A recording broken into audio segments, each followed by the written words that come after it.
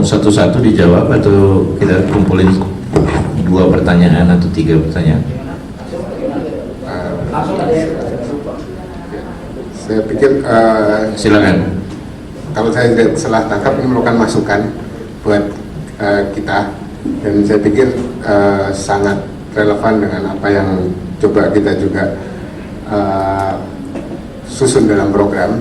Salah satunya mungkin kita tadi tidak di tim mungkin tidak terbayang sampai menulis buku gitu Pak, tapi yang terbayang oleh kita bagaimana kita menghasilkan uang dengan menulis kasus case study.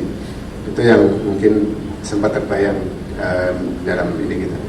Jadi sekali lagi terima kasih Pak atas masukannya. Komentar aja Pak mengenai program mentoring, input taken Pak. We will do something Pak about it. Itu aja coba. Pertanyaan yang kedua, Pak siapa? Matius atau di belakang?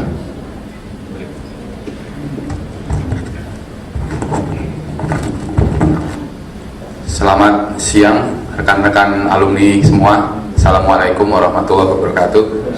Nama saya Yakin Rahmat. Saya alumni IPMI tahun 2007 dari kelas biasa atau kelas reguler. Sebelumnya saya mengucapkan salut yang sebesar-besarnya kepada Pak, mungkin saya sebutnya Mas ya biar lebih akrab karena kita sama alumni.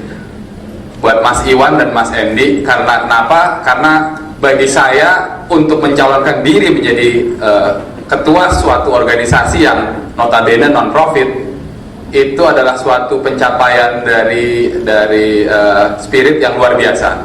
Terima kasih buat Mas Iwan dan Mas Endi. Ya, juga buat panitia acara ini yang insya Allah mendapat pahala deh dari yang Maha Kuasa. Karena sudah bersedia juga untuk mengurus saya dan rekan-rekan alumni yang lain.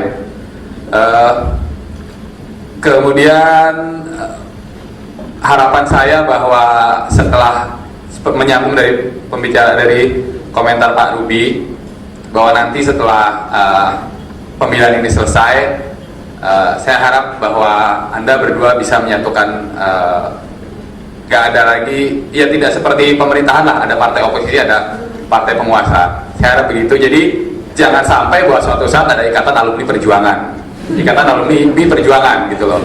Jadi saya harap bahwa ya memang di sini aja bahwa Anda saling berdebat, saling bertukar pikiran, tapi kedepannya kita maju sama-sama.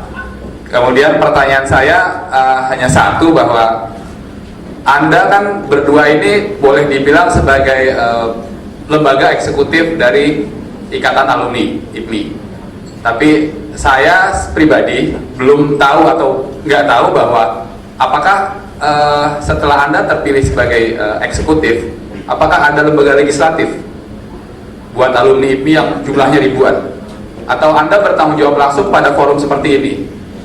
Atau nanti dalam struktur organisasi Anda yang akan Anda buat, apakah Anda akan membuat suatu seperti apakah majelis wali amanat atau komisaris atau apalah perwakilan dari alumni yang bertugas memantau atau mengawasi kinerja dari Anda, atau apakah program-program Anda nanti akan dijalankan atau enggak? Kemudian lagi 1B, karena pertanyaan saya hanya satu, yang sekarang 1B. Anda dua adalah orang sibuk, orang hebat di perusahaan Anda sendiri, dan sekarang kan ada terminologi work-life balance. Saya yakin bahwa pekerjaan Anda adalah telah menyita waktu Anda, kemudian Anda juga mungkin punya keluarga, dan ditambah lagi ada ikatan alumni. Anda harus mengurus ikatan alumni. Jadi ada 3 ikatan: ikatan dengan kantor, ikatan dengan keluarga, dan ikatan alumni IPMI. Bagaimana Anda memanage itu? Kemudian yang terakhir adalah, saya yakin bahwa ikatan alumni ini bukan hanya memfasilitasi alumni S2 saja, karena IPMI saya tahu juga punya alumni S1. Apakah ini hanya akan mengakomodir lulusan S2 atau juga S1? Kalau memang mengakomodir 2 hal tersebut, bagaimana Anda memfasilitasinya? Saya rasa terima kasih. Itu aja. Wassalamualaikum warahmatullahi wabarakatuh.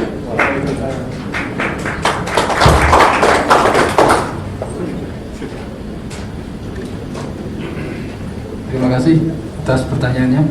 Untuk yang nomor 1 itu terpikir juga di saya pada saat menyusun konsep kepengurusan ya. Tadi saya sempat singgung di presentasi bahwa Ikatan Alumni unik, beda dengan Senat UI yang punya wali amanat ya, which is sebenarnya mereka masih terikat dalam satu institusi, di mana institusi ini berjalannya harus diawasi oleh wali amanat, sama juga dengan Senat mahasiswa ya. Ikatan alumni adalah sosial, semua individual lepasan. Jadi membentuk legislatif itu akan sulit. Tapi way out-nya yang terpikir oleh saya pada saat menyusun organisasi itu adalah itu akan kita masukkan di dalam akte. Jadi contoh sederhana. Untuk katakanlah gini, perubahan dari akte misalnya, kalau kita tulis aja di akte ya, perubahan dari akte misalnya gini, dalam akte dituliskan bahwa uang itu bisa digunakan ya kalau presiden dan salah satu eksekutif komite tanda tangan ya, itu kita contoh aja ya Pak ya, kita nggak bicara ininya. Kalau itu mau dirubah, itu minimal yang terpikir oleh saya adalah setiap kelas itu harus ada perwakilannya dan approve ya, dan total approval yang dapat itu adalah sekitar 100 atau 200 signature. Saya mau masukkan itu di dalam akte gitu. Itu fungsi legislatif yang menurut lebih kepada fungsi kontrol gitu ya, tapi itu membawa publik ke dalam fungsi pengawasan gitu. Itu Pak, itu yang ide saya mengenai yang pertama. Pak Edi mau yang pertama dulu atau saya tiga-tiganya ya. Work life balance menurut saya 3 Pak. Jadi networking itu masuk work life balance Pak. Jadi be with friend itu juga termasuk dalam, kalau saya bilang dalam hidup saya harus ada juga Pak. Friendship, networking ini salah satu bentuk itu Pak. Jadi kalau saya nggak lihat ini sesuatu yang membebani ya. Kalau cara waktu kelihatannya berat gitu ya, tapi itu sesuatu yang harus dijalani Pak. Dari pengalaman hidup saya, networking ini lebih valuable dalam memberikan input buat kita. Yang ketiga mengenai S1 dan S2, dua-duanya Pak. Saya dapat email selama masa campaign ini, dapat email dari lulusan S1. Dia ngeluh, ini pemilihan untuk master aja atau undergraduate juga. Dia sampai menulis same old song. Kelihatan sekali bahwa dia sangat cynical karena selama ini dia was left behind gitu kelihatannya. Ya, it's good I have that person email. Berarti ini orang kok concern terhadap ikatan alumni. Rencananya sih saya mau bawa dia ke dalam Eskom. Itu Pak.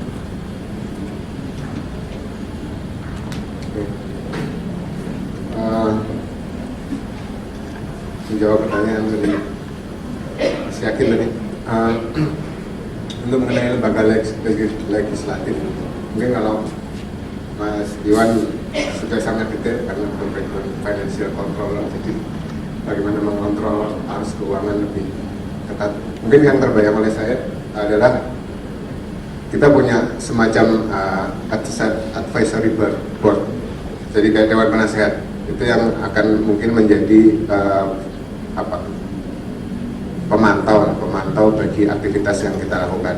Selain konstituen sendiri atau alumni sendiri akan mendapat semacam regular report dari kita, apa yang telah kita kerjakan dan apa pengeluaran maupun pemasukan yang kita hasilkan dari event-event yang kita lakukan. Mungkin itu. Kemudian mengenai work-life balance, ketika saya belum masuk IPMI, saya berbackground bekerja di consumer good, di pabrik.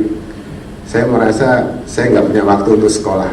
Tapi begitu saya masuk IPMI, kemudian merasakan berinteraksi dengan teman-teman dari berbagai background yang berbeda, itu membuat saya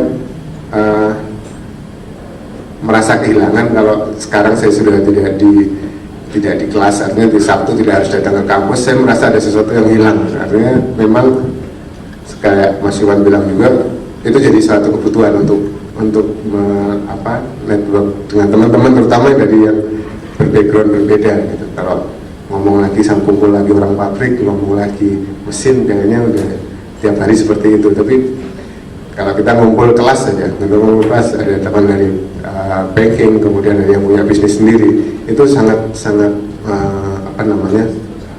memberi value added buat saya pribadi. Jadi artinya mengenai work-life balance ini buat saya bukan sesuatu yang menjadi masalah. S2 dan apakah mencakup S2 dan S1, idealnya memang harus seperti itu, harus S2, S1 pun akan diakomodasi untuk duduk di dalam pengurusan ini. Jadi sampai saat ini kita belum punya, bahkan belum punya sama sekali database untuk berapa jumlah lulusan S1 yang sudah ada, tapi kita akan coba develop untuk itu. Saya rasa itu.